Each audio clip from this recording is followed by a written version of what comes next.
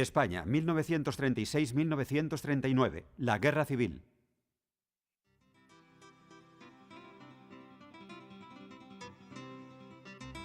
A lo largo del siglo XIX, mientras las grandes potencias coloniales como Inglaterra y Francia aumentan su hegemonía en el panorama internacional, España atraviesa una profunda crisis que le lleva a perder sus últimos territorios de los que había sido su imperio.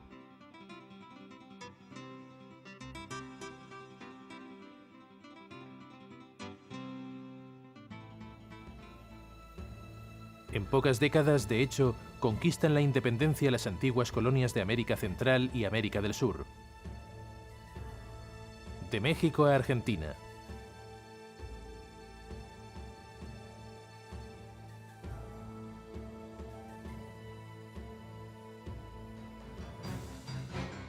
En 1898, dos insurrecciones, primero en Filipinas y luego en Cuba, provocan una guerra desastrosa contra los Estados Unidos.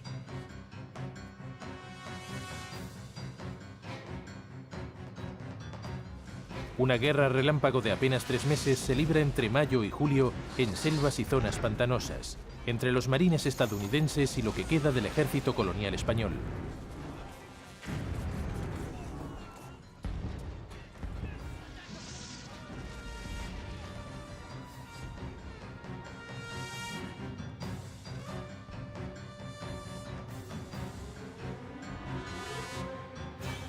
La Paz de París, en diciembre, decretará la retirada española de Cuba y la cesión de Puerto Rico, de las Filipinas y de la isla de Guam a los Estados Unidos. A principios del nuevo siglo, a España no le quedan más que las guarniciones de Canarias y de Marruecos.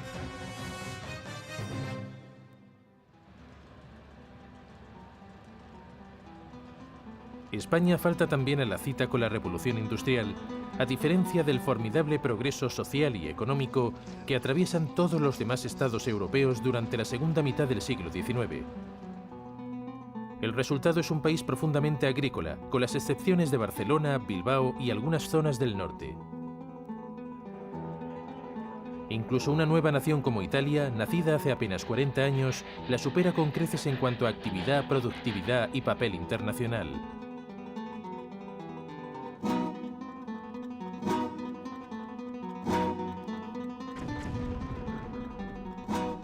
En 1914 consigue librarse de la gran masacre de la Primera Guerra Mundial.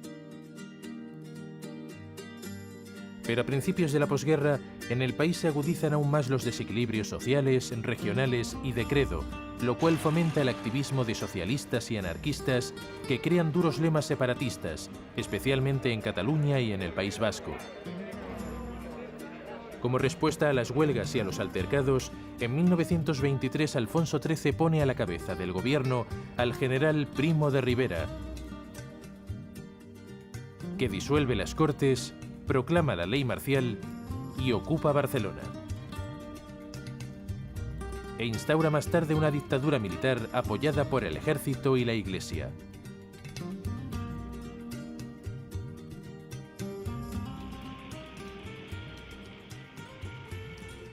Las elecciones de abril de 1931 ven, sin embargo, la clara reafirmación de los partidos republicanos. Alfonso XIII abandona el país sin abdicar y se exilia voluntariamente en Roma. En España se proclama la República. En la presidencia se halla un republicano moderado, el católico Alcalá Zamora, mientras que en el gobierno se encuentra Manuel Azaña.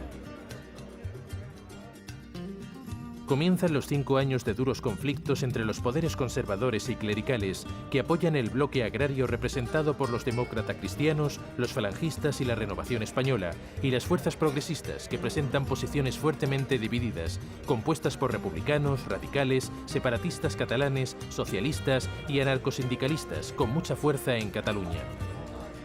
Además de los comunistas que, en cambio, juegan aún un papel secundario.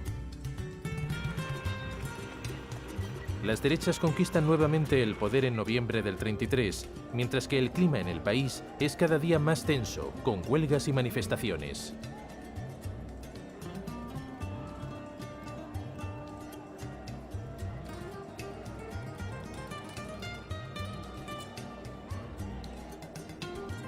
Finalmente, en febrero del 36, ganan de nuevo las elecciones los partidos de la izquierda concentrados en el Frente Popular.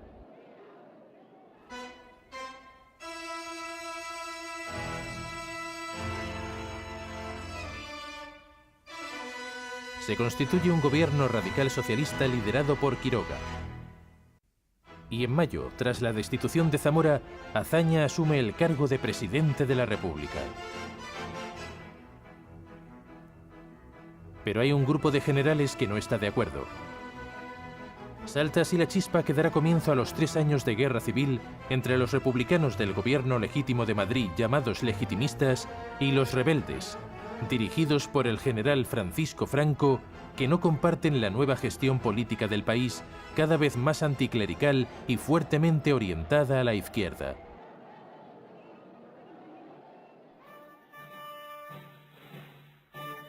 El 17 de julio de 1936, la guarnición militar española de Marruecos se levanta contra el gobierno republicano.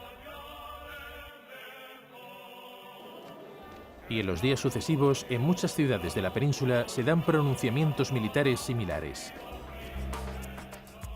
El 18 de julio, Radio Ceuta transmite la frase en código: "En toda España, cielo despejado". Para los militares, es la señal del alzamiento. Parece una de tantas tentativas de golpe de Estado que caracterizaron la historia española de aquellos años. Pero esta vez, los insurgentes están liderados por un grupo de generales dispuestos a todo, que cuentan también con las tropas marroquíes y con el Tercio, la Legión extranjera española. Su primer objetivo es entablar relaciones con otras guarniciones destacadas en las ciudades españolas y que se han sumado al pronunciamiento.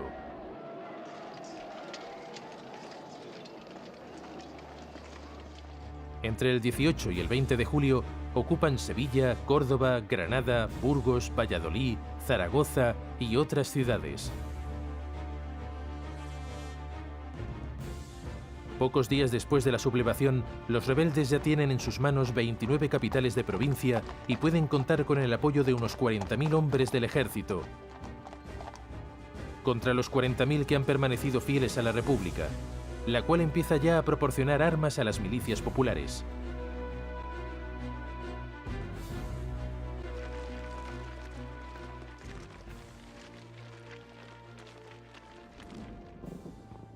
Se desata el ataque al sur de España. En Burgos, los militares constituyen la Junta de Defensa Nacional y se dirigen hacia Madrid. El gobierno republicano mantiene el control de la aviación, de la marina y de una parte del ejército.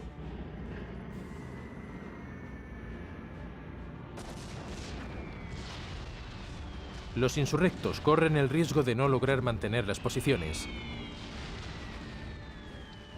En cierto modo porque la parte más aguerrida y numerosa de sus fuerzas, que a partir de entonces se llamarían nacionales, se halla aún en Marruecos.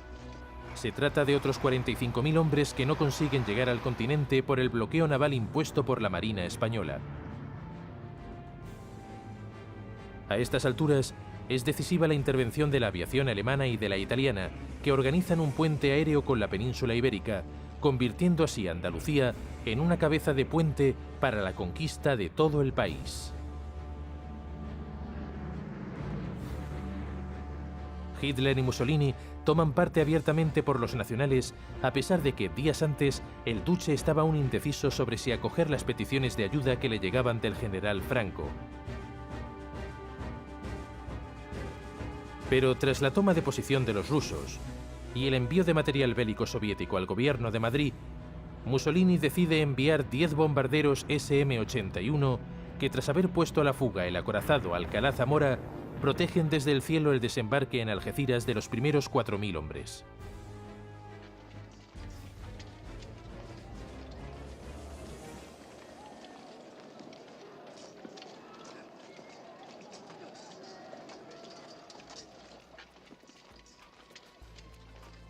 La Guerra Civil Española adquiere enseguida dimensiones internacionales.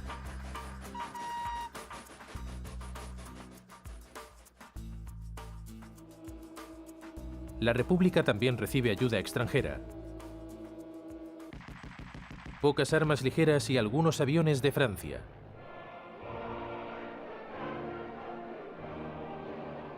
Y aviones, tanques y personal especializado de la Unión Soviética, que con sus comisarios políticos se encargará también de la organización de las famosas brigadas internacionales.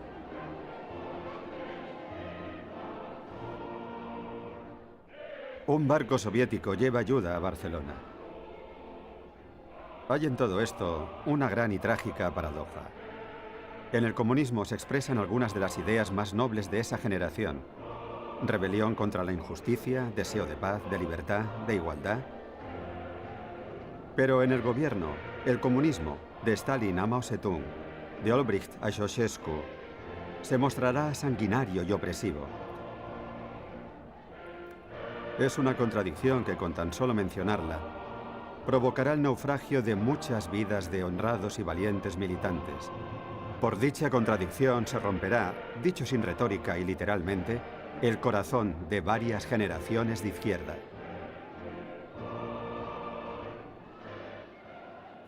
A partir del mes de septiembre, para apoyar la República, empiezan a acudir los primeros voluntarios de todo el mundo.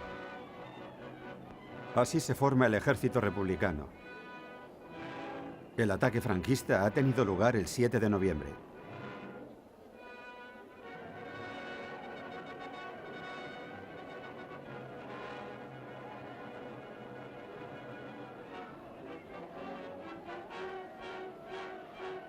Las brigadas internacionales por primera vez toman parte en la batalla.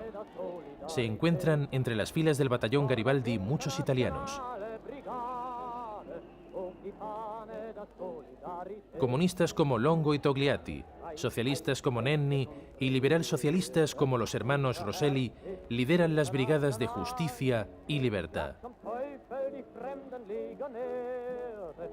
Entre todos estos se hallan también George Orwell, Ernest Hemingway, enviado a España como corresponsal, que a tal ocasión dedicaría su exitosa novela ¿Por quién doblan las campanas?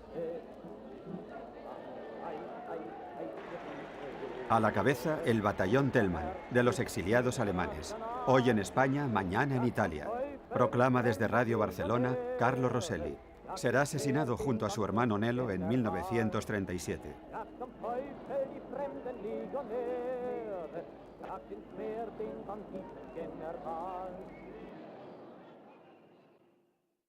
En otoño comienza el asedio a Madrid y la sede del gobierno republicano se traslada a Valencia. Desde el principio de las hostilidades, las tropas nacionales se muestran más organizadas y parecen predominar.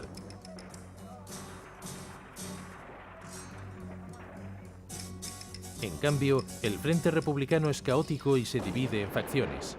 Combaten codo con codo socialistas, anarquistas, comunistas, autonomistas catalanes y republicanos.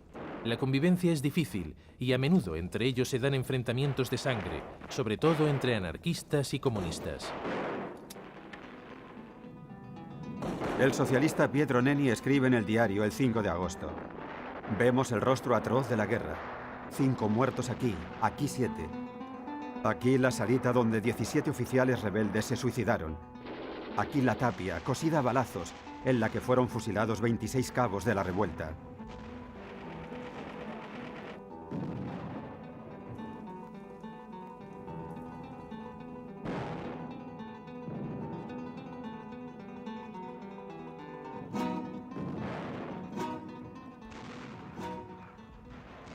Fernando de Rosa, un italiano que dirige un batallón de jóvenes socialistas, le dijo a Nenni: son chicos buenos, capaces de dejarse matar sin razón, o quizá de escapar sin razón.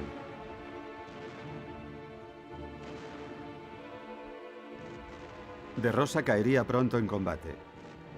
Esos chicos buenos tienen ante ellos un ejército profesional y veterano. A finales de diciembre, el intento franquista de ocupar Madrid fracasa. Por consiguiente, la ciudad sufrirá bombardeos aéreos durante varios días seguidos.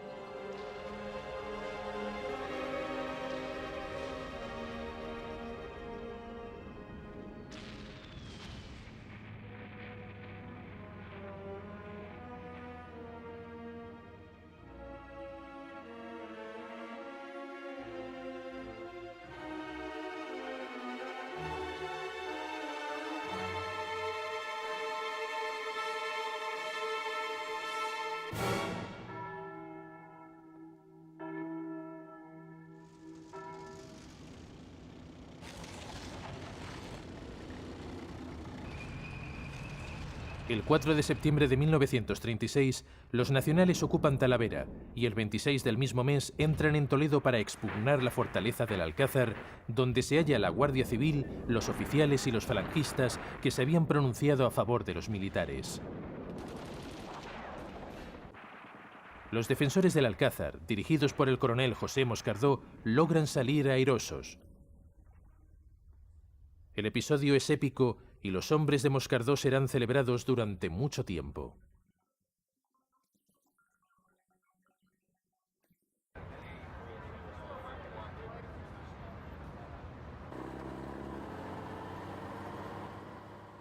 Mientras tanto, el gobierno republicano, a cargo del socialista Largo Caballero desde septiembre, hace un llamamiento a la solidaridad internacional. Francia e Inglaterra no se comprometen, pero la Unión Soviética sigue proporcionando armas y equipamiento.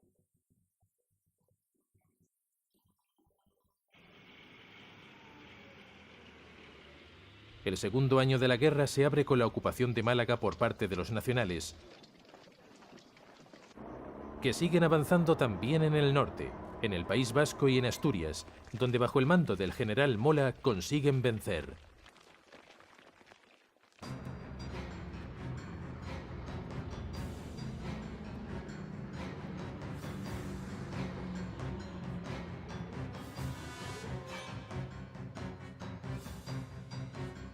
En abril, la aviación nacional arrasa la ciudad de Guernica.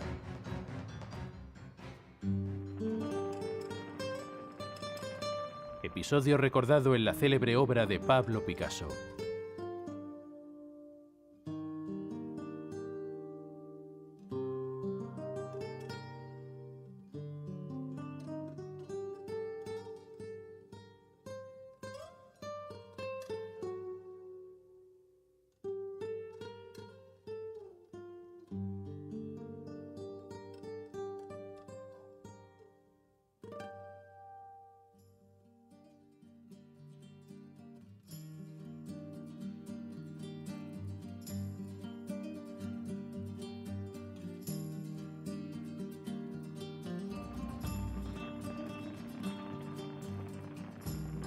Y el 19 de junio también Bilbao cae a manos de los nacionales.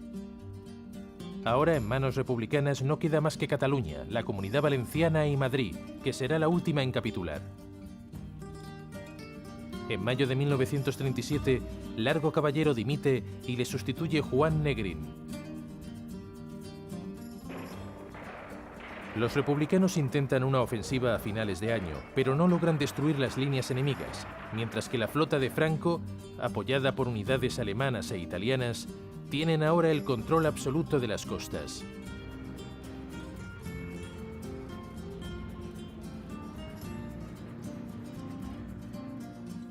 En el verano del 38, Franco prepara su ataque decisivo y decide concentrar a todos sus hombres en la orilla del Ebro, en la frontera entre los territorios ya ocupados y Cataluña.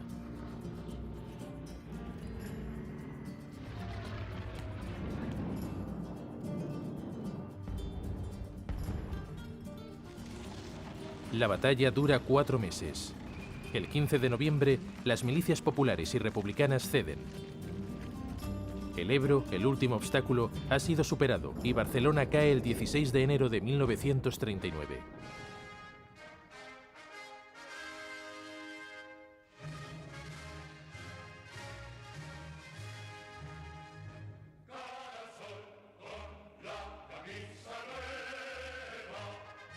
Las tropas fieles al gobierno retroceden en bandada. El avance de los nacionales ahora es ya imparable. Gobierno, ejército y parte de la población abandonan la ciudad y huye hacia la frontera francesa.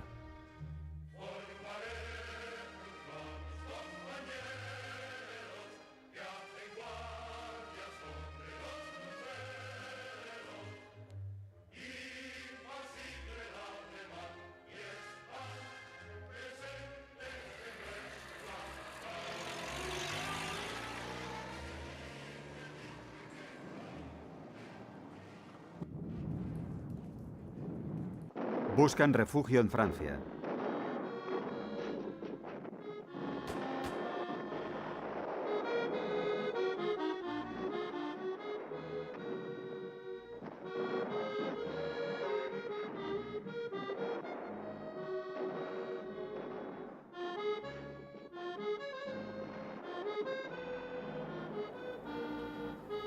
Militares franquistas en la frontera. Pero, ¿por qué el gobierno del Frente Popular en Francia no interviene para salvar la República Española? Lo explicará Léon Blum, el primer ministro socialista. La guerra, dice, es el mal absoluto. De ella no puede venir nada grande ni noble. La izquierda no comunista es antifascista, pero con frecuencia es también pacifista. Ambas cosas no siempre hallan consenso.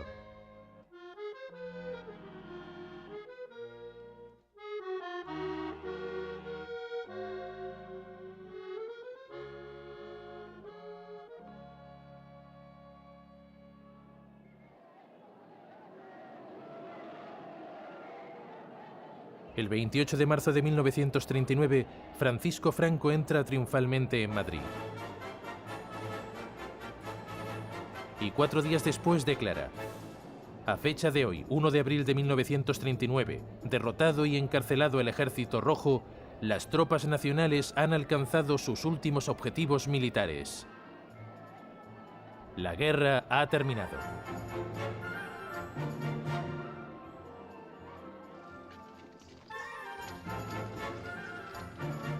Termina así una guerra feroz, dura, sanguinaria, combatida sin exclusión de culpas.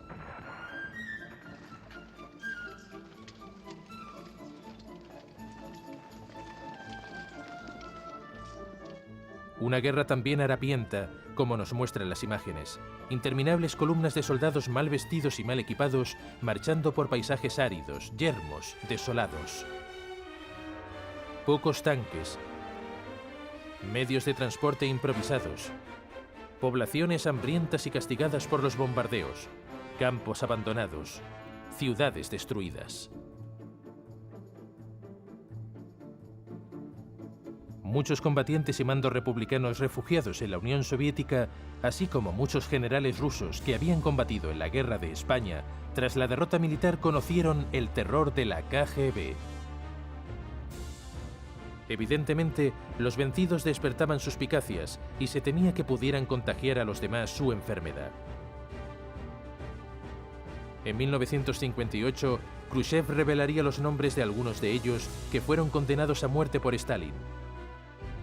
Fueron liquidados, entre otros, el general Goriev, que había defendido Madrid, el general Griskin, jefe del Estado Mayor soviético en España, el general Stein, jefe de la misión militar, el general Bersin, jefe del servicio de contraespionaje de la Armada Roja, el general Kleber, el embajador soviético en España Rosenberg e incluso el corresponsal de Pravda en Madrid, Mikhail Koltsov.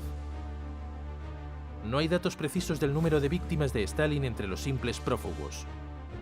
Escapó a esta suerte el líder de los comunistas italianos, Palmiro Togliatti, que había llegado a España en julio del 37, convirtiéndose así en el principal responsable político de la Internacional Comunista. Miles de ciudadanos se han dirigido a la estación para recibir a cada tren cargado de gloriosos combatientes de Mussolini y cubrirles de aplausos, reafirmando así los vínculos indestructibles de fraternidad consolidada sobre los campos del honor que unen los pueblos de Italia y de España. El papel italiano en el conflicto español fue determinante en más de una ocasión. Mussolini ayudó a los franquistas con artillería ligera y pesada, munición y 60.000 hombres, una participación muy costosa en términos de vidas humanas, con aproximadamente 6.000 bajas y también en términos económicos. Pero, ¿qué es lo que empujó a Mussolini a comprometerse tanto en esta aventura de la cual, echando cuentas, no obtuvo ninguna ventaja? Franco, además, no le devolvería el favor en la Segunda Guerra Mundial. Para Italia y Alemania había una profunda solidaridad con las fuerzas nacionales.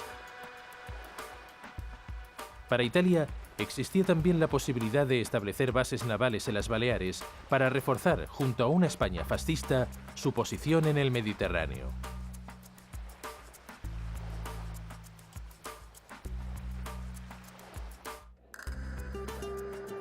Cabe considerar además que durante la guerra, dentro de las fuerzas republicanas, el papel de los comunistas y sus lazos con Moscú habían ido aumentando. Fue el socialista Juan Negrín, ya ministro de Hacienda de Largo Caballero, quien decidió trasladar a la Unión Soviética gran parte de las reservas de oro de España. Esta decisión fue tomada cuando parecía que Madrid estaba a punto de caer a manos de Franco. Unas 400 toneladas de oro que jamás serían devueltos a los españoles. Asimismo, en esos años, los fascistas hablaban mucho del contagio revolucionario. Mussolini temía que una victoria republicana pudiera hacer temblar el fascismo en Italia. Hoy en España, mañana en Italia. Este había sido el lema de los hermanos Rosselli.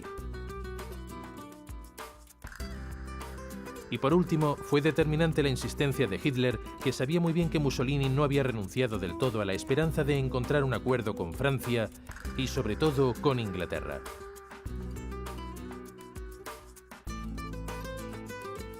Una esperanza que alberga aún tras el final de las hostilidades y el triunfo de Madrid. Pero los eventos se precipitan. Apenas 2 meses después, el duce, con la firma del Pacto de Acero, escoge fatalmente su camino. Un camino que le llevará al trágico cumplimiento de su destino.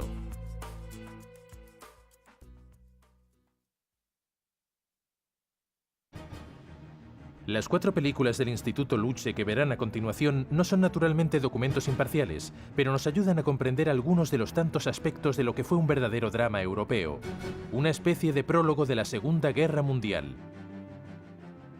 Arriba España fue rodado en 1937 y muestra los primeros pasos del conflicto visto desde las fuerzas de la Falange. Algunos momentos significativos de la película son la llegada de los franquistas a las ciudades conquistadas, representada como el principio de un renacer y del retorno a la vida, y las imágenes finales que muestran al general Franco, en el momento de su entrada en Barcelona, acogido por un mar de multitudes que le aplaude. Para describir el frente contrario, los autores eligen insistir en el tema de la profanación de los lugares de culto.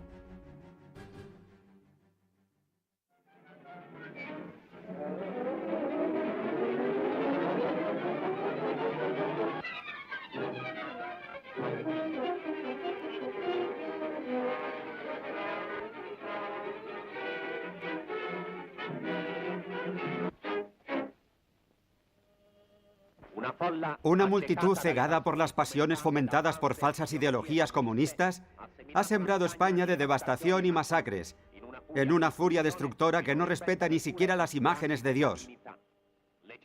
Las ciudades y el campo han sido sometidas a hierro y sangre. Iglesias, monumentos históricos, obras de arte, palacios, casas y granjas desaparecen arrasados por la ola de locura que se apodera de la gente que da rienda suelta a sus peores instintos. A partir de una reacción inevitable ha estallado la guerra civil, que ha penetrado en los hogares fomentando el odio.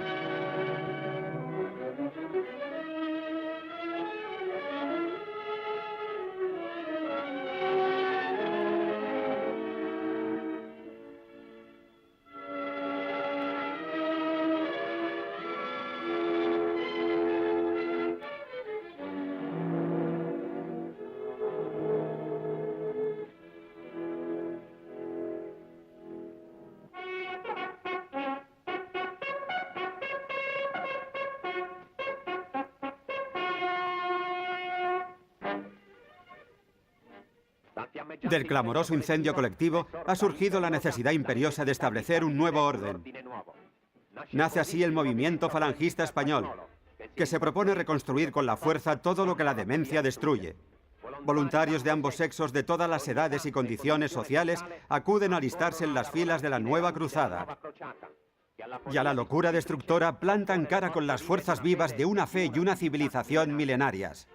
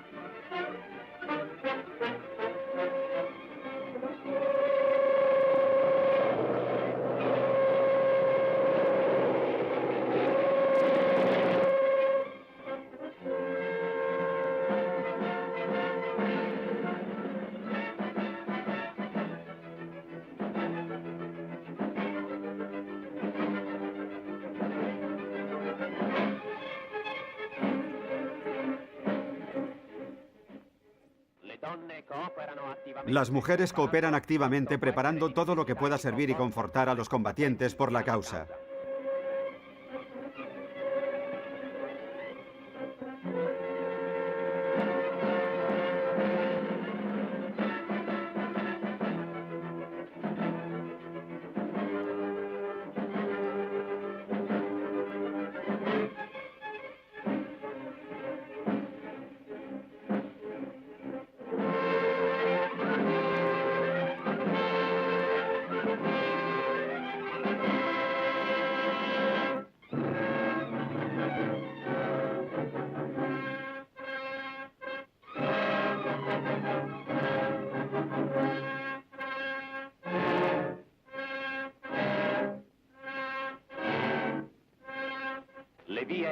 Calles y plazas se hallan abarrotadas de un ejército inconmensurable.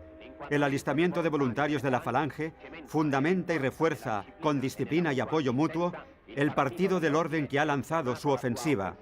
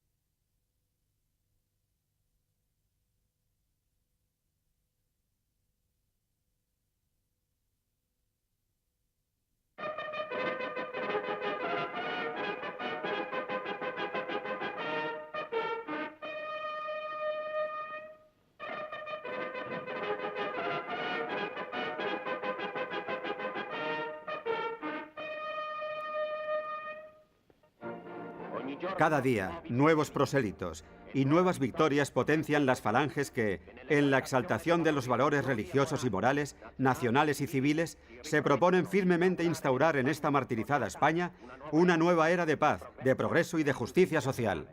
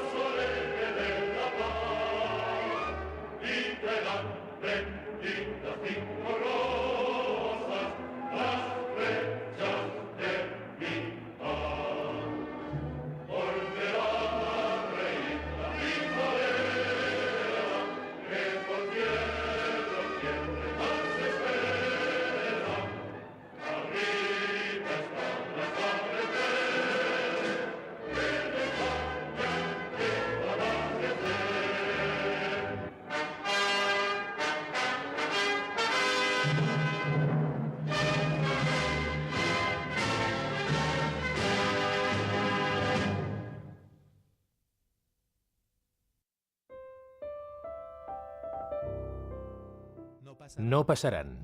No pasarán.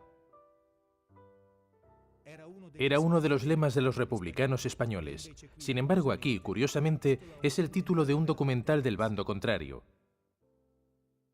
Es uno de los grandes ejemplos de la propaganda documentalística fascista, filmado con realismo y abundantes medios. Parece casi como si Luce, que lo estrenó en los cines en el 39, hubiera querido demostrar que se podía hacer un documental informativo serio, incluso en el régimen dictatorial. Lamentablemente, hoy en día solo quedan 3 de las 8 partes de la película original. La narración sigue la larga marcha de las tropas nacionales españolas y del cuerpo de expedición italiano que, desde Teruel, tratan de partir en dos la España republicana para poder llegar al mar y conquistar así Barcelona. Es el principio del fin de la guerra. Un buen motivo para que al Duce le interesase. En esta fase, las tropas italianas jugaron un papel clave, una de las razones que empujaron al Duce a realizar la película. A diferencia de lo que ocurriría luego durante la Segunda Guerra Mundial, esta vez el ejército italiano no tiene adversarios ni militar ni tecnológicamente superior. Es más, con frecuencia está muy bien equipado y dirigido. Es una máquina militar eficiente a su manera. La película nos presenta una guerra trágica, bien dirigida pero desagradable. Y este es quizá su principal mérito.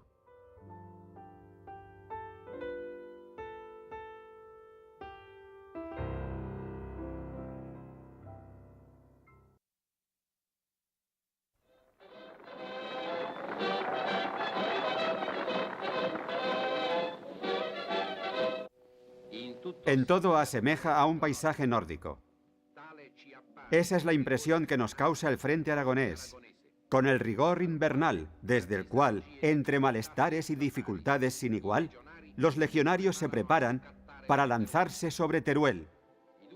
Ambos objetivos serán alcanzados mediante acciones destacadas en el orden y en el tiempo, pero siempre precedidas por los reconocimientos de la infantería, cuyo radio de acción es cada vez mayor.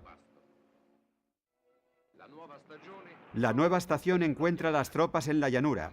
La marcha es ahora rápida y fluida. A través de los pueblos conquistados, los legionarios se dirigen hacia la zona de las próximas operaciones. Y esta vez se tratará de una auténtica batalla.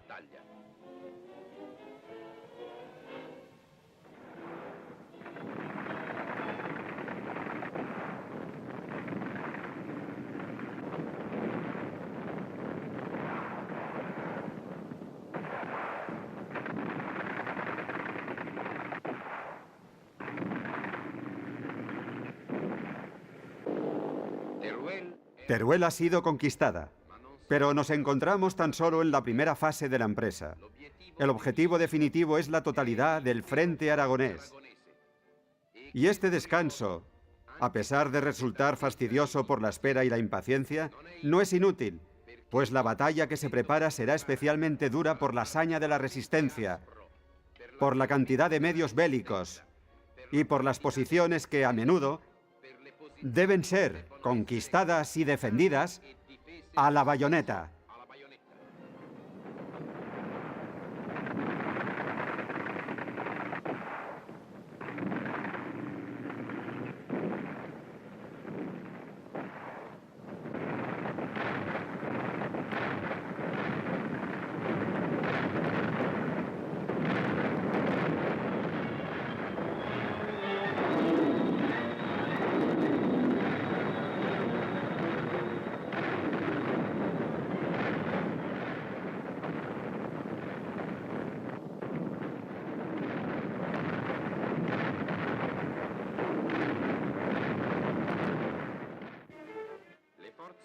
Las fuerzas nacionales y las fuerzas enemigas se hallan ahora frente a frente a ambas orillas del Ebro.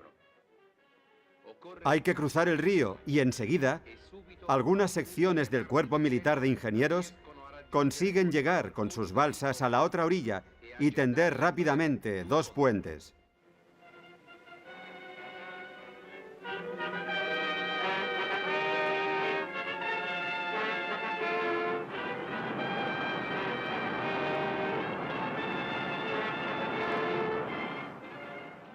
Si bien es sorprendido, el enemigo reacciona inmediatamente con violencia.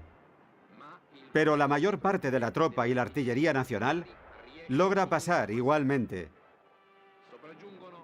Llegan los tanques, unos tanques de origen ruso, que no tienen nada que ver con los de los legionarios y que los rusos deberían reconocer, pues precisamente a ellos les fueron robados.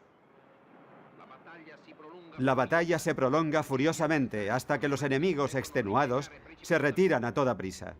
Tras la victoria, una inesperada visita del general Franco infunde a este sector del frente aragonés un gran entusiasmo.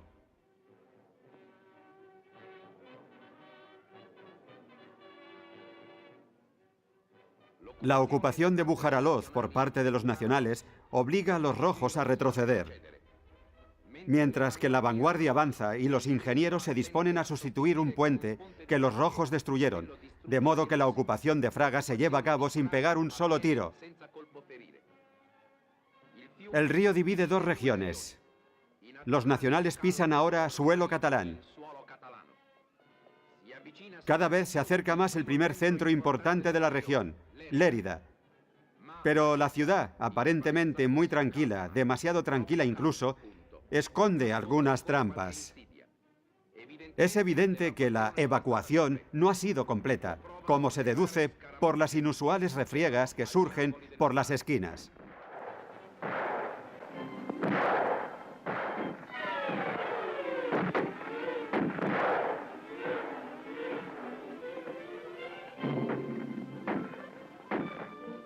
Pero las últimas resistencias tampoco tardarán en ser vencidas. Por fin, la tranquilidad de la ciudad no es tan solo aparente. A los primeros escuadrones de la caballería les siguen las secciones de la Guardia Civil Nacional. La conquista de Lérida constituye ahora una seria amenaza para Barcelona y Tarragona. Pero hay que dirigir la acción más hacia el sur, si es que se quiere separar a Cataluña de la España roja. Como siempre, cuando se ven obligados a replegarse, los rojos intentan destruir las posiciones abandonadas. Esta vez le ha tocado al puente sobre el río Guadalupe, pero el improvisado obstáculo no detiene el avance de los vencedores. El general Franchici sigue complacido la acción incesante de la artillería sobre las posiciones enemigas, que tienen que ceder poco a poco ante el ímpetu de los nacionales.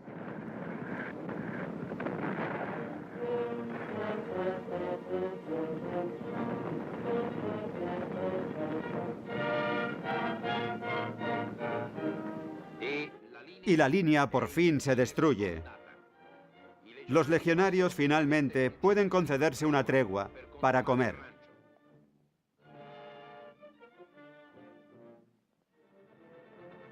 Alcañiz es uno de los puntos más importantes del cruce de carreteras de la región. No hay que dar tregua al enemigo, y el avance hacia Calaceite se retoma inmediatamente desde la encrucijada de Gandesa.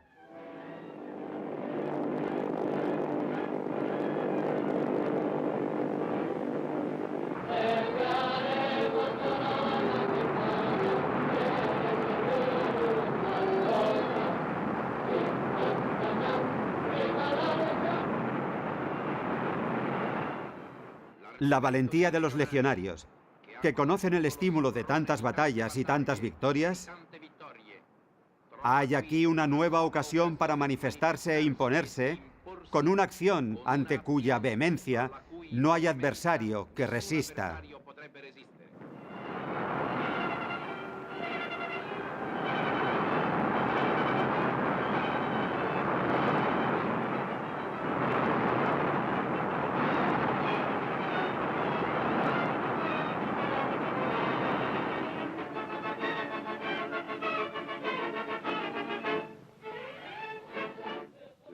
Las explosiones de júbilo que recibe la liberación de Castellón asumen, en muchos casos, un aspecto incluso patético, ya que entre los legionarios, los habitantes reencuentran amigos, parientes y allegados, a los que creían muertos. Gracias a la conquista de los nacionales, no solo la ciudad, sino también las familias se recomponen.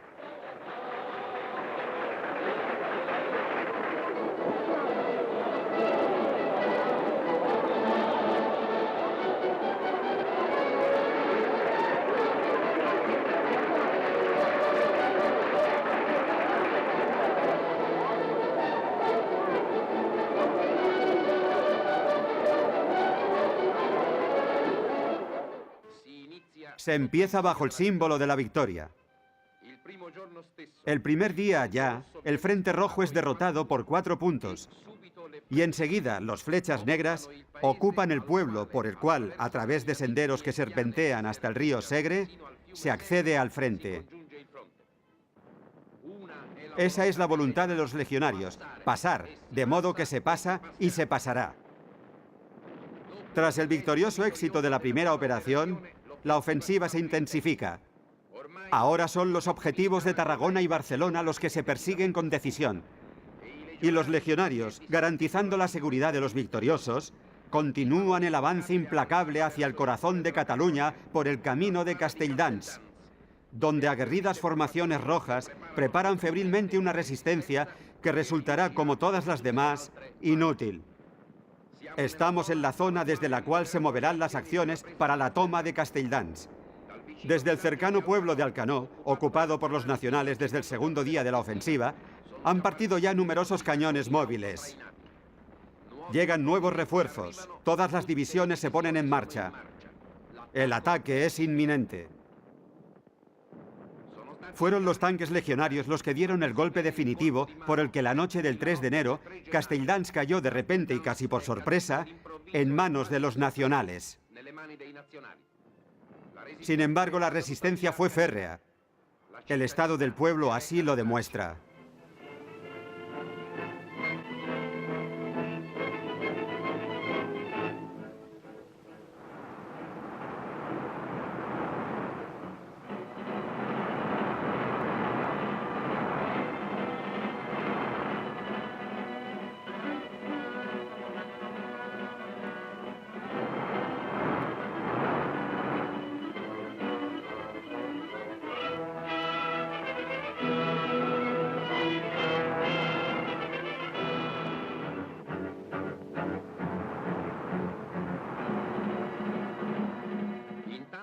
Mientras que el enemigo, a la fuga, busca salvación en dirección a la cercana Borjas Blancas, los que no han logrado huir son trasladados a campos de concentración.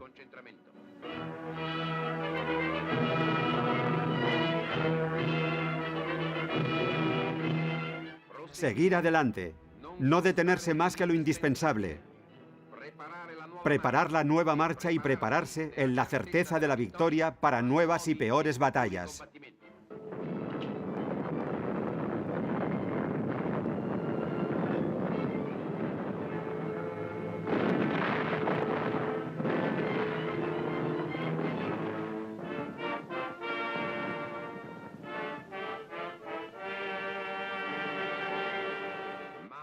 Pero esta vez el avance ha sido casi sereno y ahora finaliza con el ondear de la bandera nacional.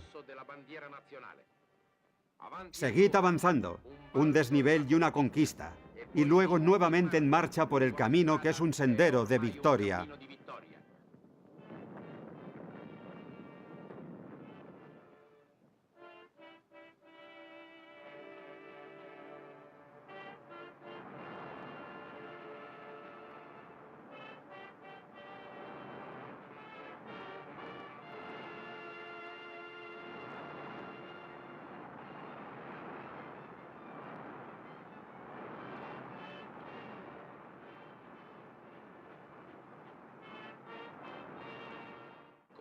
Así, la meta de este sendero se alcanza también pronto. Tarragona añade una hoja de laurel a la corona de los conquistadores.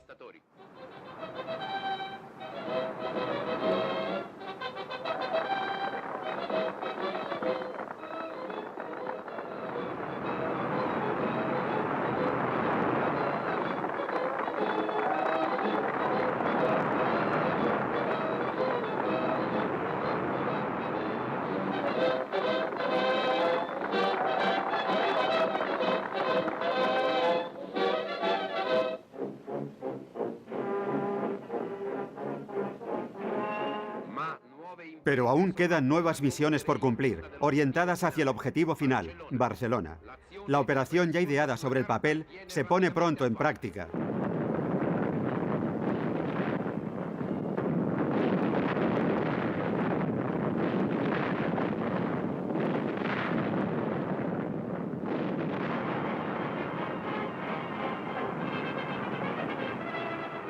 El ataque contra Igualada se desarrolla en toda su complejidad.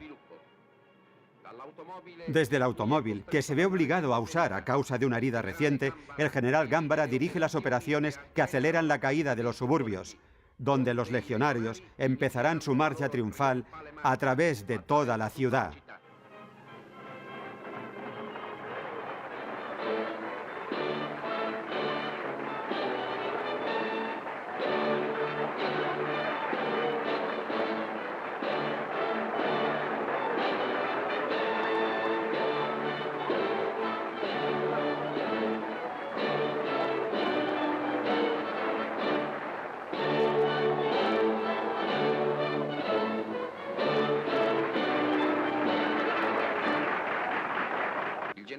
El general Gámbara y el Estado Mayor español acuerdan, sobre los planes ya trazados, las últimas disposiciones para la ocupación de la ciudad. Empieza la hora decisiva del avance nacional hacia Barcelona.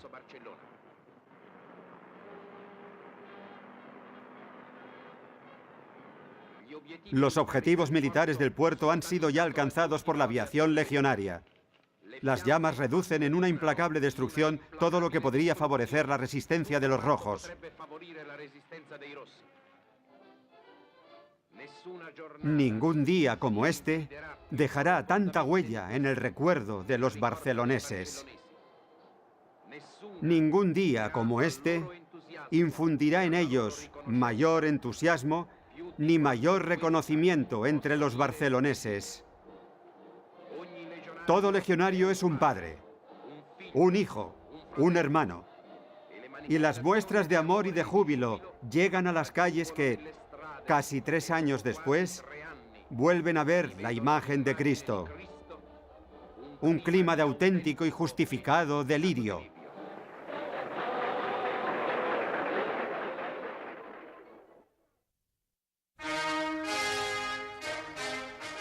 De un género muy diferente es España, una grande y libre, producida en 1939 una vez terminada la guerra y dirigida por Giorgio Ferroni, uno de los mejores cineastas del Instituto Luce.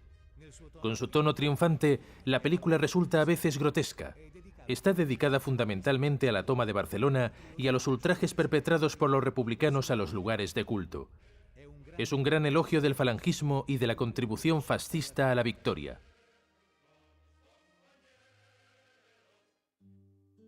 La célebre secuencia de las torturas a la que es sometido un nacional por parte de la policía comunista es poco convincente, si bien en la realidad sucedieron cosas peores. Esta guerra fue una lucha increíblemente sanguinaria y feroz, con atrocidades inenarrables, cometidas por ambas partes y más de 1 millón de muertos. El ministro de Asuntos Extranjeros, Galeazzo Ciano, visitó España una vez terminada la guerra y en un informe para el Duce describió la crueldad de la venganza de los vencedores.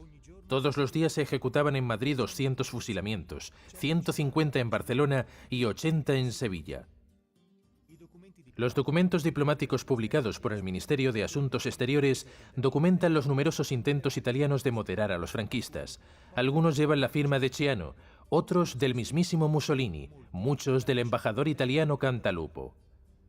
No obstante, no consta que los franquistas hubieran dado mucha importancia a estas protestas.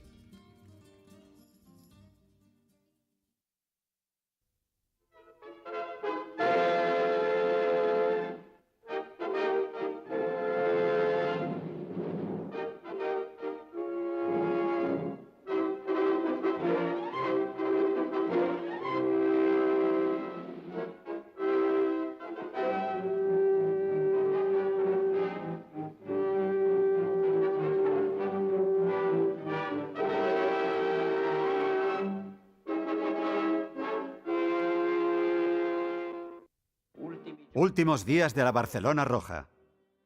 Desesperados llamamientos fratricidas encienden siniestramente las murallas de la ciudad, incitando a la población a resistir absurdamente. Mientras que en las calles, trastornadas, se levantan nuevas barricadas. La vida ciudadana perturbada por el caos bolchevique debe afrontar nuevos sufrimientos. Todo aquello que aún conservaba una aparente normalidad es sacrificado en un intento cuyo propósito delictivo convierte en víctima a la población que no tiene culpa alguna. El terror, la miseria, las penurias han aniquilado a estas mujeres y a estos niños, que obedecen mecánicamente órdenes que no comprenden. En otro lugar, la risueña pasionaria se ríe y el gobierno rojo celebra banquetes al son de la música.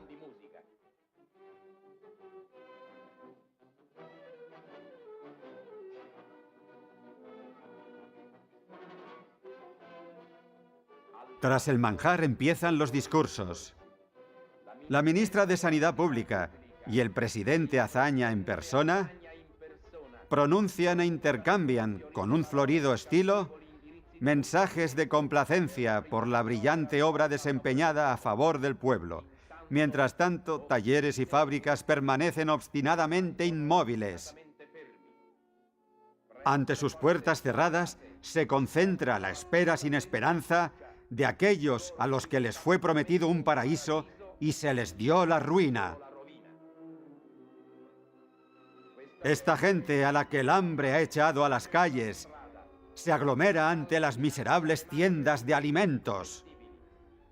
Pero las provisiones son escasas y muy pronto la persiana se baja ante la decepcionada esperanza de aquellos que han quedado excluidos. Es duro para los adultos, es duro para los ancianos, cuya resignación aún les ayuda a resistir. Pero para los más pequeños, solo el instinto es lo que les habla y pide urgentemente lo que hoy también se les niega. Reina el desánimo y la desolación. Lo poco que hay, cuando hay, se comparte piadosamente con el más necesitado. Una sola ciudad y documentos precisos, implacables y acusadores continúan acumulándose contra la criminalidad roja.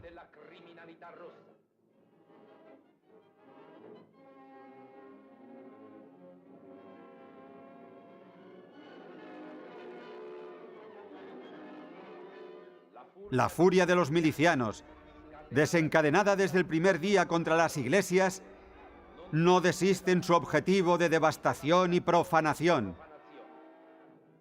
Se alza contra la catedral mutilada el irreverente pero vano desafío del saludo comunista. Al impulsivo escarnio, la solemnidad de la muerte responde con su sorprendida inmovilidad, que debería sonarles a advertencia a los vandálicos perturbadores. Que destruyan las iglesias si quieren, pero ¿por qué destruirlo todo?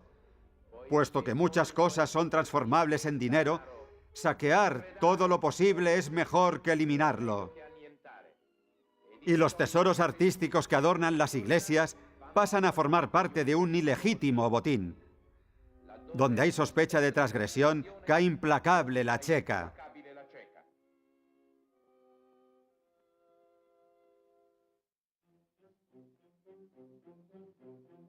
Un adiós mudo, sobre el que pesa la certeza de no volver a verse nunca más. Es todo lo que se le concede al prisionero.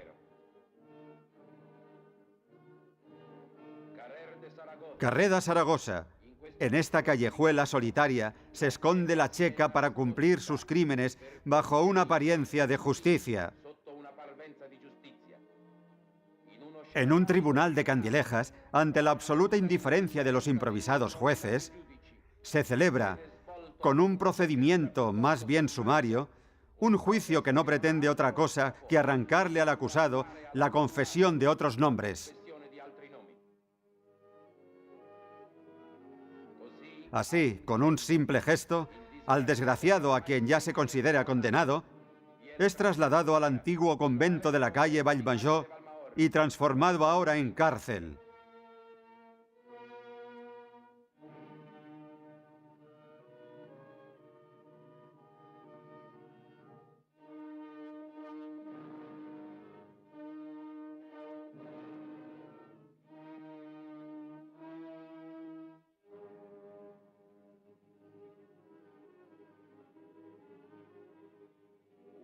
Una celda le espera, donde ante la imposibilidad de caminar ni moverse, el prisionero se ve obligado a sentarse en un taburete de superficie inclinada, mirando al suelo.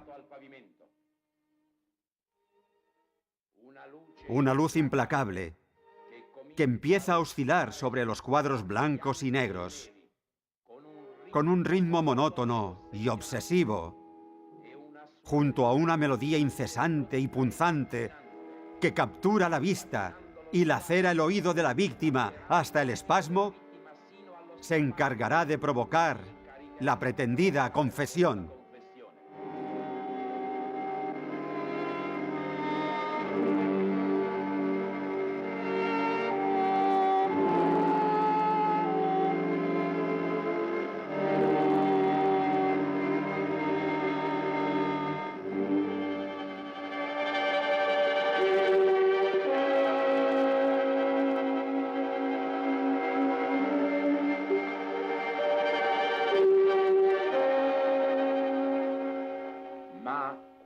Pero alguno de estos desventurados resiste. En este caso se aprieta el gatillo del terror, normalmente infalible. Se estimulan fusilamientos, de los que el condenado oye cada detalle. Si esta prueba también fracasa, se pasa a otras falsas ejecuciones, pero esta vez sobre la persona del prisionero. La certeza de la suerte que le espera, el aparato, los lúgubres preparativos, tal vez hagan más mella en su sistema psíquico que los tormentos sobre su resistencia física. Aquí la crueldad de los verdugos rojos alcanza el máximo de la sutileza. Si la descarga eléctrica no es suficiente para causar la muerte, basta sin embargo para provocarle al torturado espasmos semejantes a los que provoca la agonía. Frente a tanto sufrimiento, una sola opción tienen los que se quedan: abandonar la casa, la ciudad, sobre la que pasa como un vendaval el terror rojo. Pero esta huida duraría poco. Ya la aviación legionaria, anticipando la marcha liberadora de las tropas, domina el cielo de Cataluña. Ya las águilas de acero sobrevuelan la ciudad esperanzada. Hay que aplastar la resistencia. Y un huracán de fuego se cierne sobre los objetivos militares del puerto, barriendo todo lo que podría ayudar a los rojos a obtener nuevos aprovisionamientos, lo cual prolongaría esta lucha fratricida.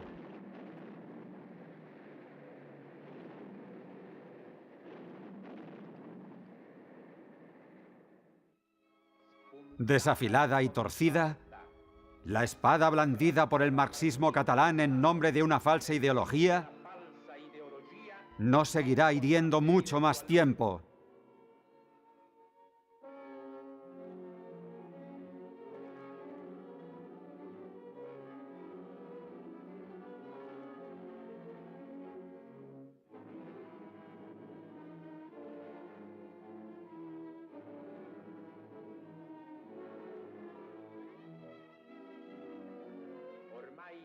Ahora los acontecimientos se desencadenan.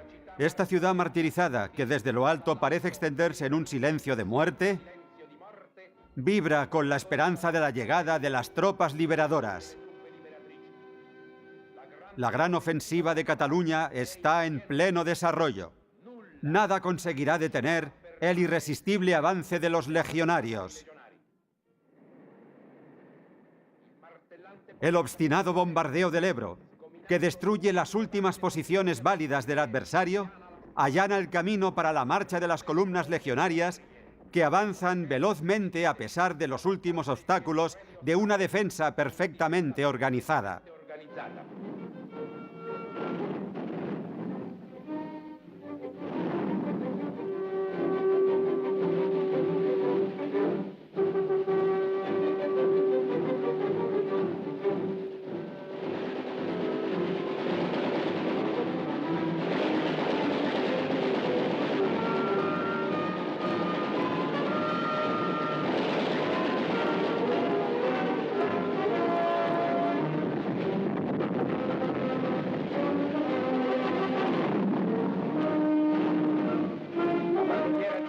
La bandera de España y la de Italia ondean al sol mientras caen los últimos símbolos de la tiranía.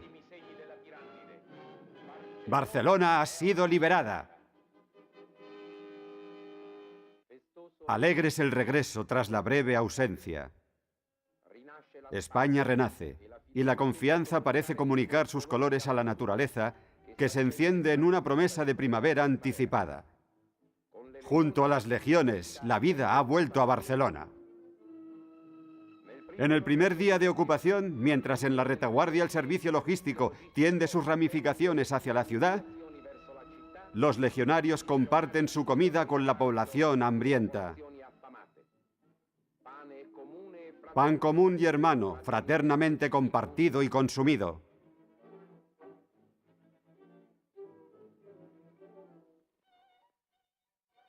Las alas de la guerra se han trasladado a otro sector.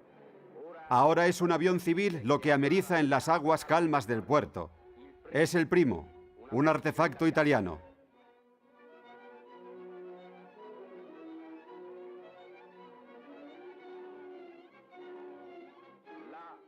Allí donde antes de la intervención legionaria no llegaban más que artilugios de muerte, ahora llega comida para todo el mundo.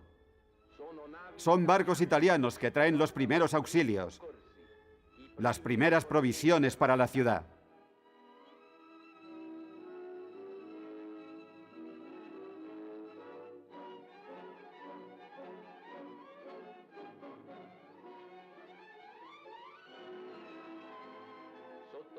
Bajo los colores de la bandera italiana y alrededor de los legionarios que alegremente se encargan de la distribución, la multitud se amontona feliz. Los niños ya pueden aguardar tranquilos. Su espera no será en vano.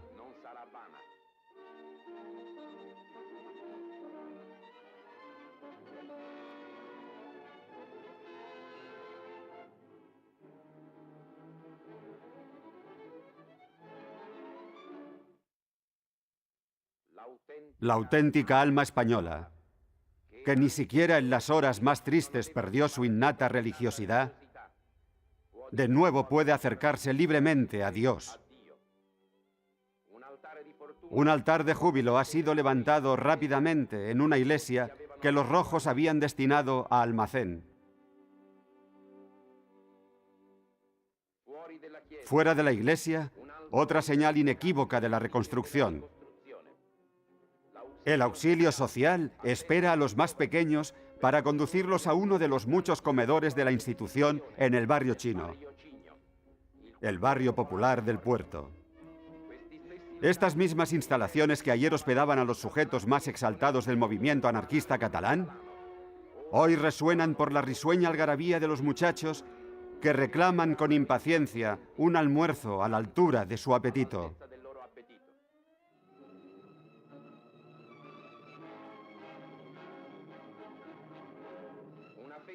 Una fe, una patria. El templo de la Sagrada Familia presta su escenario simbólico al orgulloso saludo de los jóvenes falangistas que marchan formados por la ciudad. A su paso desfilan los escenarios famosos de la Exposición Universal del 29, el Palacio de Exposiciones, las fuentes luminosas sobre la montaña de Montjuïc, y como transformados por el nuevo júbilo que anima calles y plazas, los itinerarios más característicos de Barcelona, desde Plaza España hasta las Ramblas o la Plaza Cataluña.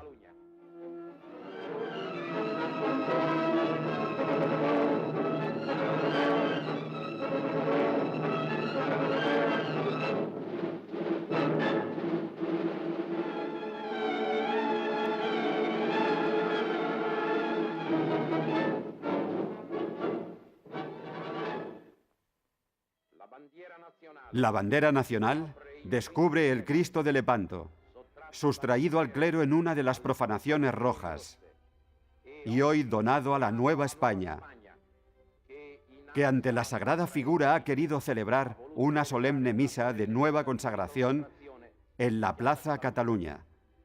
Bajo el símbolo del Redentor, se recompone la centenaria unidad religiosa de la nación rescatada, así como, en el símbolo de la falange, esta reencuentra intacta su comunión social.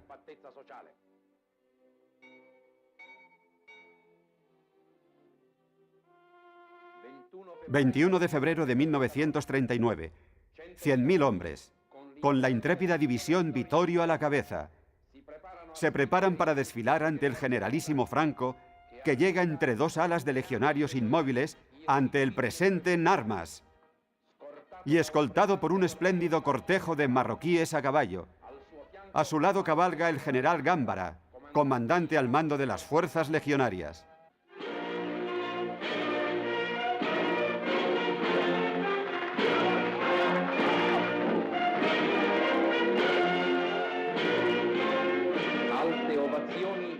Altas ovaciones saludan la aparición del caudillo en el gran balcón. Las notas marciales de Giovenezza anuncian a las tropas legionarias, precedidas por el general Gámbara.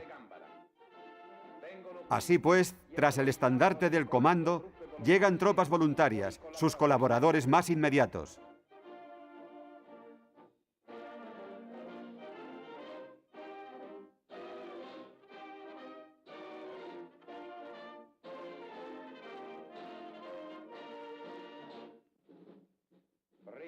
Precedido por el estandarte de la división, comienza el desfile de la victoria. Los oficiales marchan a la cabeza de los batallones. 19 batallones desfilan formados y compactos, con casco y uniforme de guerra, armas automáticas ligeras y pesadas, recién salidas del barro de la trinchera, de la atmósfera ardiente de la batalla. Las tropas proceden desenvueltas y marciales, elegantes y altivas. Un espectáculo de impecable precisión, de impresionante potencia militar. Tras los flechas negras, verdes y azules, representados por otros batallones, empieza el desfile de las artillerías y de los grupos de vehículos. Síntesis fulgurante de la fulgurante guerra moderna.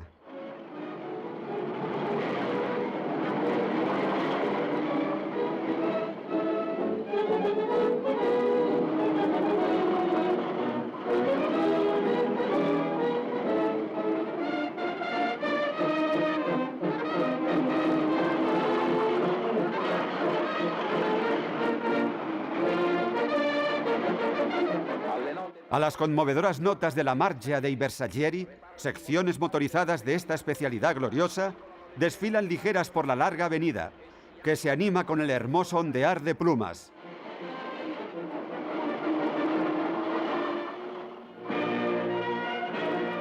La marcha no se detiene. Lo que queda aún por recorrer será superado de un salto que conducirá a la meta definitiva, Madrid. Con la entrada de las tropas liberadoras, la ciudad que había visto la última resistencia de los rojos se convierte en la tumba del bolchevismo español. En un clima de epopeya, se concluye uno de los capítulos más magníficos de la historia de la civilización. Una civilización por la cual todo sacrificio de sangre es una semilla fecundadora de nuevas y más altas conquistas.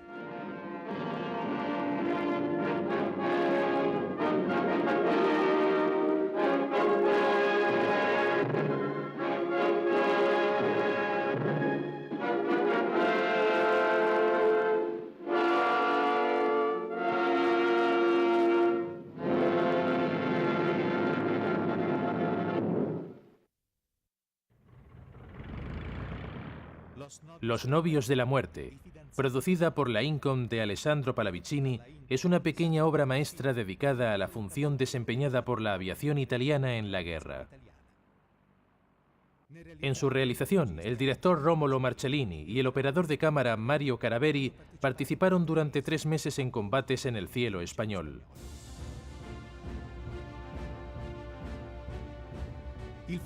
La película empieza con el bombardeo de los rojos sobre un pueblo en el que se está celebrando una procesión religiosa y termina con la exaltación de los pilotos fascistas que combatieron con valor contra una aviación mucho más fuerte.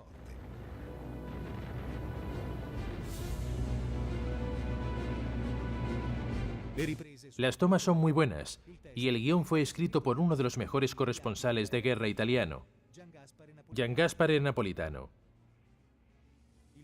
El resultado final es una narración de la guerra tensa y dramática. Es el mito de la guerra aérea a modo de las epopeyas de los antiguos caballeros, sin mácula y sin temor.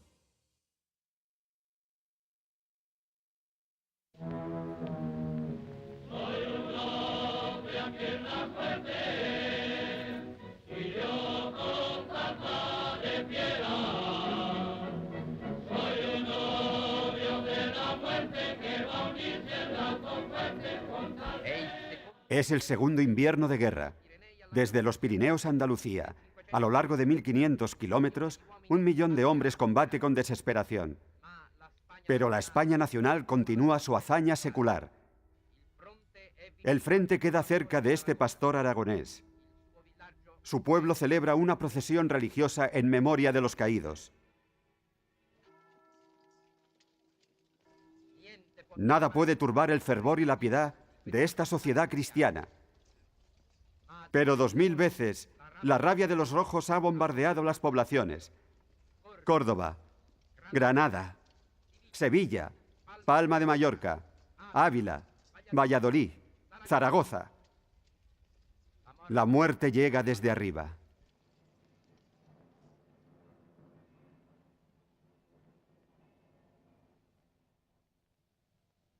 En Zaragoza, en un día como este, fue bombardeada la procesión de la Virgen del Pilar.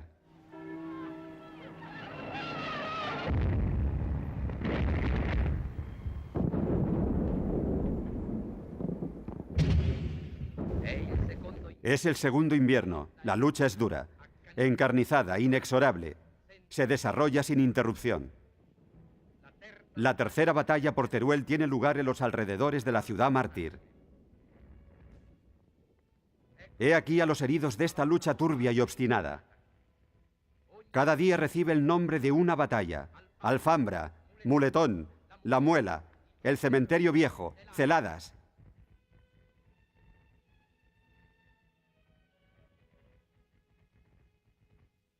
Amontonados en los accidentes del terreno, los refuerzos esperan la hora del último ataque, la hora de Teruel.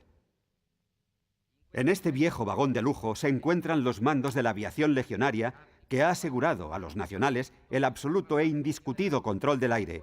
He aquí el jefe de la aviación nacional y el jefe de la aviación legionaria. La comunicación con las escuadrillas es constante.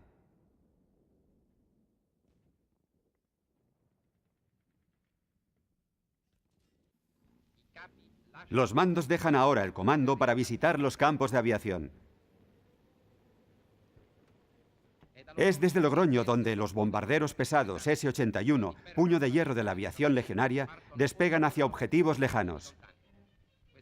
Este aparato es el veterano del tercio, uno de los 9 que en el agosto del 37 empezaron la guerra. La historia de 2 años de combate está escrita en su fuselaje.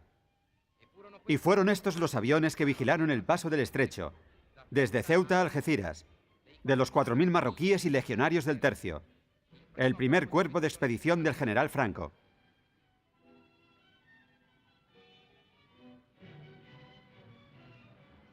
Despidámosles en nombre de sus batallas: Andalucía, Extremadura, Castilla, Talavera, Toledo, Guadarrama, Madrid, Belchite, Brunete, Santander, Gijón. La gran cabalgata continúa y a la vanguardia se halla el grupo de caza. 580 aviones rojos han sido abatidos por estos novios de la muerte. Aquí tenemos a su comandante. En la carlinga de su aparato lleva los distintivos de los 3 grupos gloriosos: Asso di Bastoni, Cucaracha y Gamba di Ferro. La alarma se dispara en el campamento del Asso di Bastoni.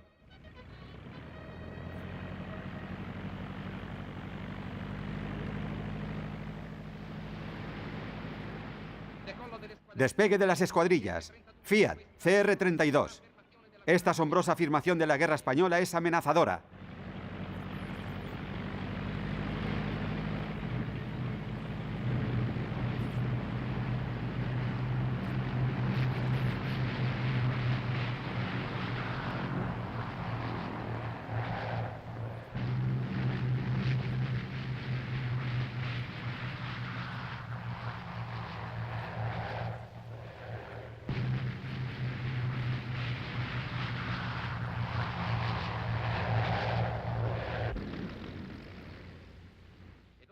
Y ahora la cucaracha.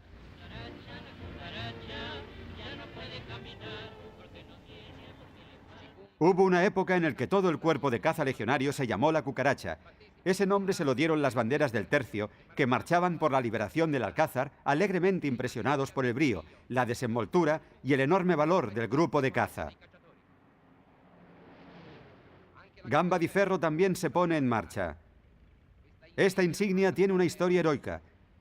Su primer comandante regresó un día de un duelo aéreo con una pierna destrozada por la metralla, ganándose la gloria y la medalla de oro. Es la primera vez que este heroico soldado sale del hospital de Zaragoza. Antes de regresar a Italia ha querido despedirse de sus compañeros.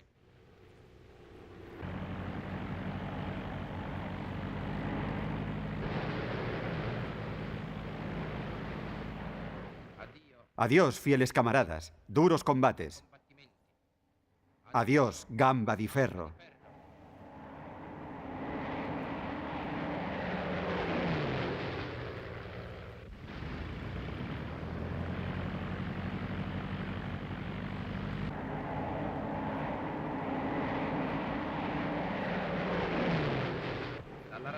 Desde Aragón a los Pirineos y desde los Pirineos a la costa de Levante, los cazas escriben sobre los cielos de España: por aquí no se pasa.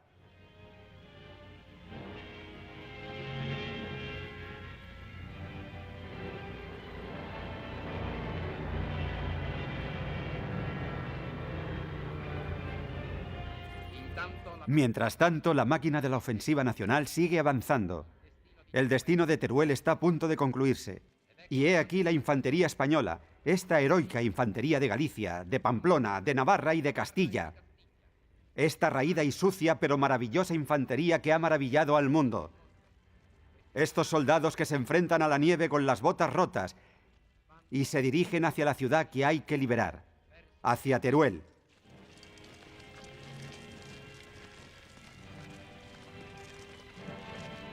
La aviación legionaria, mientras tanto, ejecuta incansablemente sus acciones.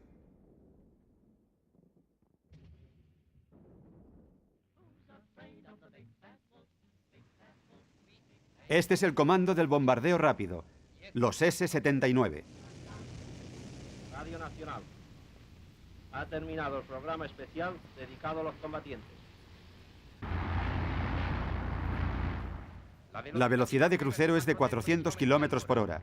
La amplia autonomía de vuelo y el formidable armamento convierten estas máquinas en un instrumento decisivo en la guerra española. Una vez superadas las cotas altísimas de las sierras aún nevadas, descienden hacia los lejanos objetivos. Sobrevuelan Teruel. Aquí vemos la ciudad fantasma, desolada como una necrópolis, abandonada, vacía como una concha sobre la arena. En ella están puestas en este momento todas las miradas de la España nacional. El enemigo invisible está en los alrededores, al acecho, parapetado en las colinas, apiñado en los camiones, en la retaguardia, escondido, traicionero, repartido por el espantoso valle de la muerte. El campo de aviación ha sido alcanzado. Bajo las precisas bombas, el terreno enemigo se vuelve horrendo como un valle lunar. El cerco enemigo se debilita.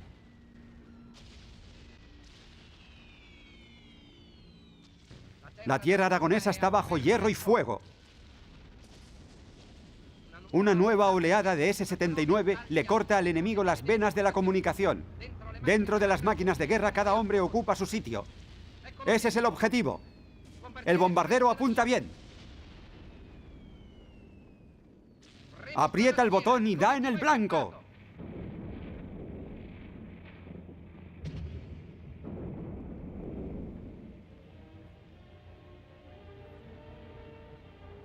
Los cazas legionarios montan buena guardia. La tierra se abre como un cráter. Los rojos emprenden su huida. Llega el momento de los 65 de asalto. Es necesario llegar sobre el enemigo mientras huye, para evitar que pueda recomponerse. Pero ya los cazas están en la retaguardia.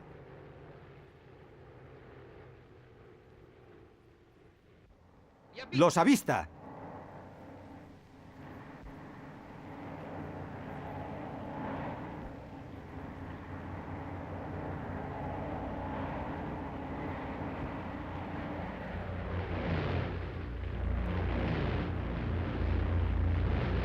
Es una columna de convoyes donde se amontonan los milicianos derrotados.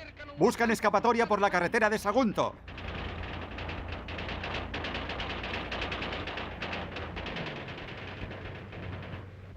Los cazas se lanzan en picado hacia la carretera. El enemigo es perseguido, ametrallado. Es preciso no darle paz, ni tregua, ni respiro.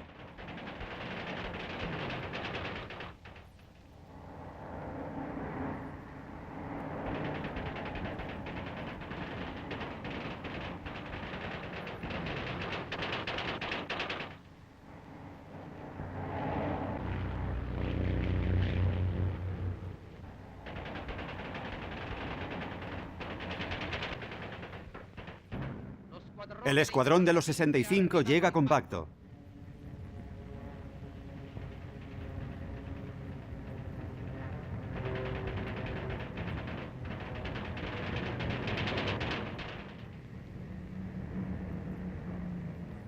Los camiones de los milicianos se apiñan en un trágico desorden en la plaza de este pueblo desolado. Es la derrota roja.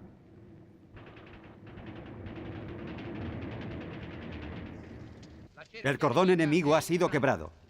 La infantería se despliega tenazmente para el último ataque. Los tanques operan por las colinas, arrollan los últimos focos enemigos de resistencia. Pero ya la batalla está ganada. Desde este momento Teruel ha sido agregada a la España Madre.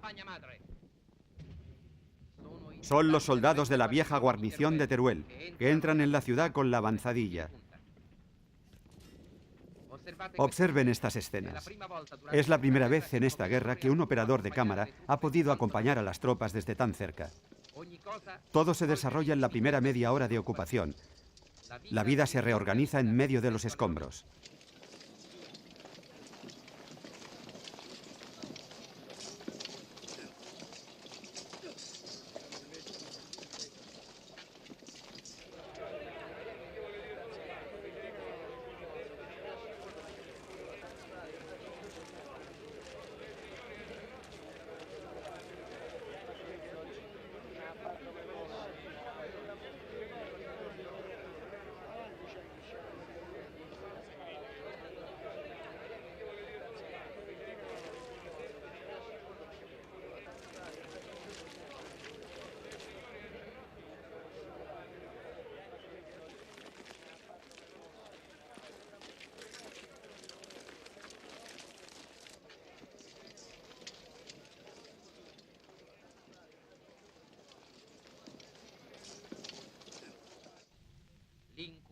La pesadilla que ha durado todo el invierno se ha acabado. Vamos a las Baleares. El aire del Mediterráneo es suave, tibio, brillante. Mallorca.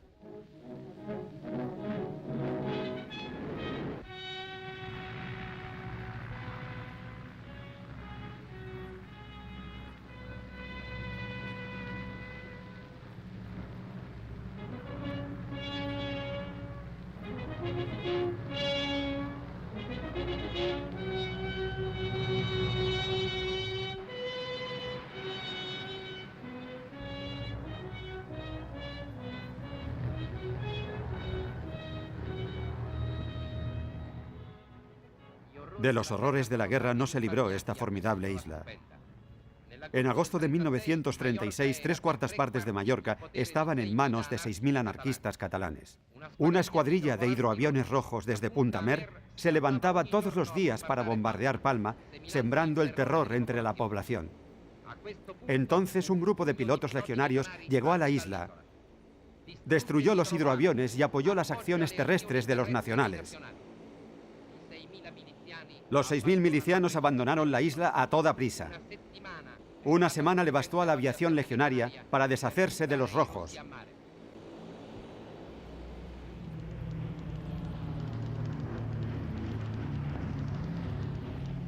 A partir de entonces, en Mallorca, el ala legionaria se levanta todos los días.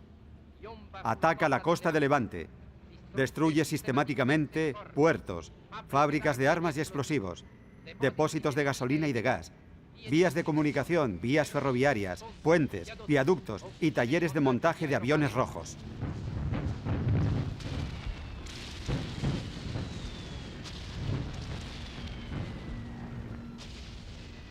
En un vasto y sincronizado movimiento desde los campos del continente, otros aparatos despegan y destruyen los centros vitales, obras bélicas, concentraciones militares, fortificaciones, depósitos de la CAMSA, puentes, vías de tren, campos de aviación.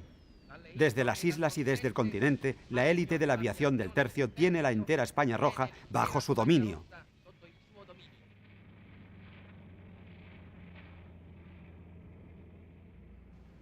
Cuando los aviones regresan y el tren de aterrizaje toca la hierba del suelo, vemos cómo acuden nuevos grupos de jóvenes. Son los motoristas, los armeros, los armadores, los electricistas, los hombres de los servicios, los especialistas. Protagonistas anónimos del episodio.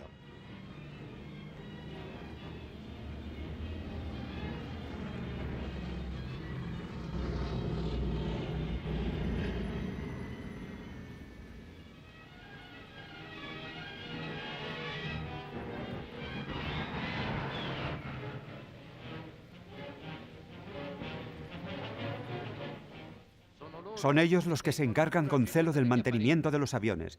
En su disciplina, en su abnegación, está el secreto de la continua eficiencia legionaria.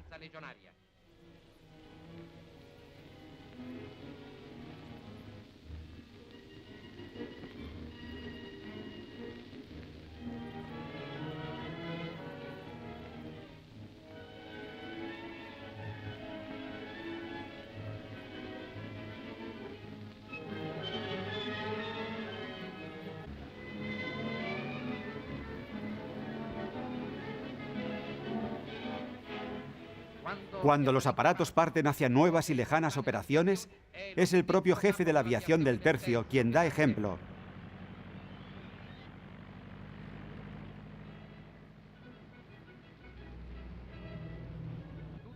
Toda la España roja se encuentra bajo el martillo formidable de la aviación legionaria. Los puentes y las vías de tren, puntos clave para el tráfico y el aprovisionamiento, forman parte de los objetivos principales, pero apuntar, disparar y destruirlos requiere una pericia y una precisión de tiro perfecta. La reacción antiaérea es siempre intensa, rabiosa. Miren estas pequeñas nubes que flotan ligeras en la estela de los bombarderos. Son la metralla de los tiros de interdicción. El objetivo ha sido alcanzado. Cientos de arriesgados vuelos de guerra ejecutados a toda costa, dispuestos a cualquier sacrificio.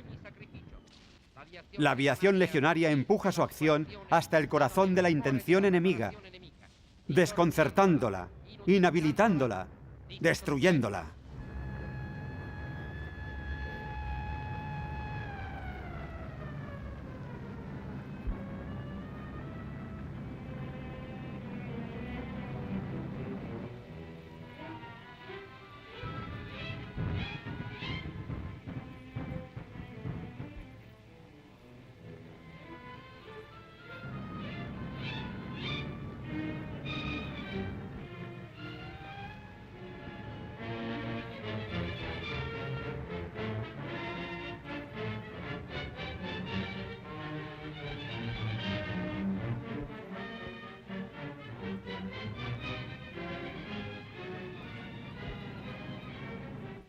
Con la primavera vuelve la ofensiva nacional.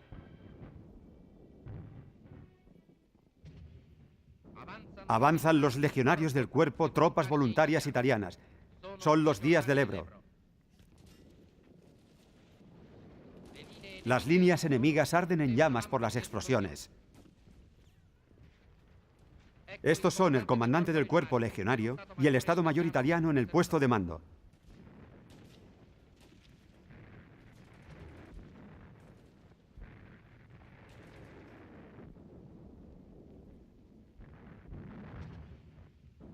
Ha llegado la hora H. El jefe de la división de los Flechas da el pistoletazo de salida. El ataque de la infantería a las posiciones rojas delante de Rodilla se emprende con la confortación de los pequeños y rápidos tanques de la Legión.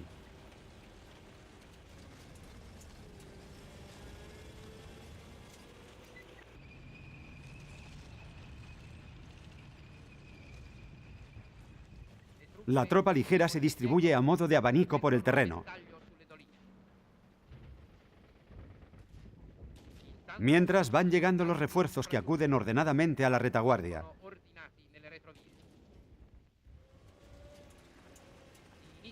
Comienza esa grandiosa marcha de guerra que llevará a los valientes de las legiones negras a bañarse en el Mediterráneo. Es la flor del voluntariado y de las brigadas fascistas italianas, que ha ido en socorro de la tierra española. Veteranos de Málaga, Guadalajara, Bermeo, Bilbao, Santander. En este momento, 2 divisiones legionarias se dirigen al combate. Pero he aquí que salta la alarma por un ataque de la aviación adversaria. ¡Los rojos! Se da la alarma.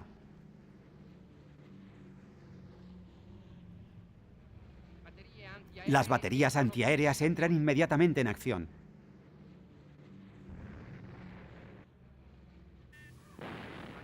Los cazas rojos se escabullen siniestramente entre los disparos antiaéreos. Las tropas corren a refugiarse en la cuneta de la carretera y por los campos. La reacción de la metralla antiaérea actúa rápidamente.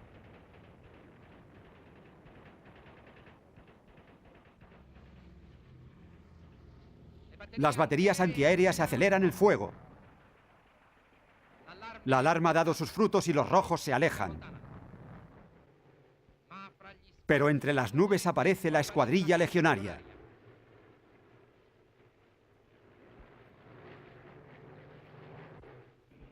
Miren bien a estos hombres. No dejarán escapar la ocasión de obligar a los rojos a combatir. Y con un gesto del comandante se lanzan en picado para cortarle el paso al enemigo. Descienden como posesos desde 5.000 metros.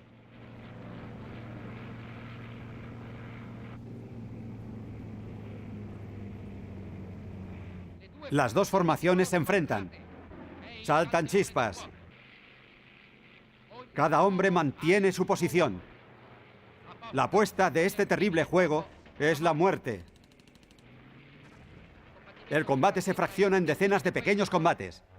El cerco de los legionarios tiene al adversario entre las cuerdas. El enemigo no se lo espera, pero acorralado ya no puede librarse. Está obligado a combatir. Un caza rojo ha sido alcanzado. Se cae, se estrella.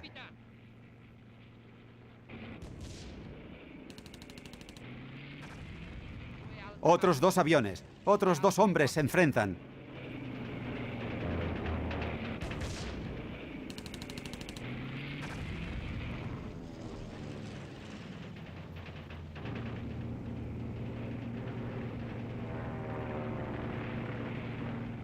La nueva victoria es celebrada por la infantería, que desde cada rincón de este enorme anfiteatro natural asiste al combate.